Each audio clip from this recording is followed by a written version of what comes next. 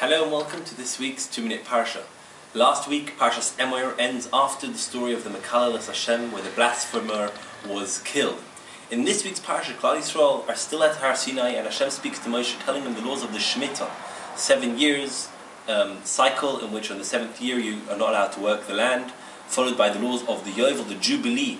After 7 times, 7 cycles, in the 49th and the 50th year, 1 year later, you have again a year where you're not allowed to work the field and the land returns to its owner, any land that has been bought. The Torah says that because of this, the price of land is dependent on what year within the Jubilee, how close to the Yovel it is being bought. And Loisoinu, one must not overcharge when selling any land or anything. Hashem says that if you follow His mitzvahs, then the land, Eretz Yisrael, will remain safe and fruitful forever.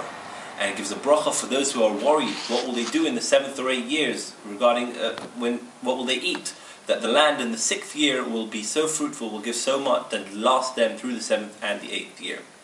Torah continues with different laws of sale and return of land or houses, or depending on where they are, if be they in wall cities with walls, or cities of the Levites, the Leviim, when they could be sold and how they are returned. There is a warning then not to let poverty reign. In other words, one must give charity and one may not charge ribis interest.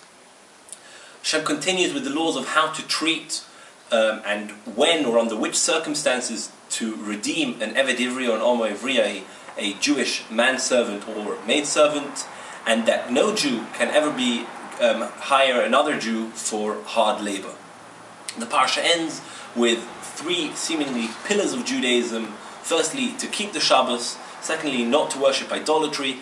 And thirdly, to guard the sanctity of the Beis HaMikdash, the temple, or any Beis Medrash, a holy place. In summary, in this week's Parsha, we started with the laws of the Shemitah and the Yovel, the Jubilee, first relating to the land itself, then relating to the sale of the land. Torah continues with yes to charity and no to interest.